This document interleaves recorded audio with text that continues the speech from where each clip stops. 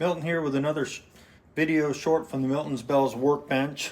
I'm going to show you how to pair a second doorbell button with the chime. This one's already programmed like we did that in the last video. So we'll begin by holding the mode button for 3 to 4 seconds here until the blue light starts flashing.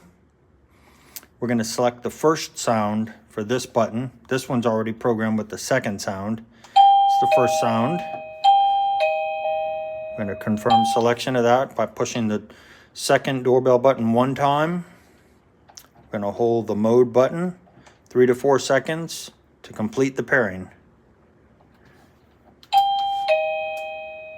So this doorbell button has that sound, and this doorbell button has the other sound.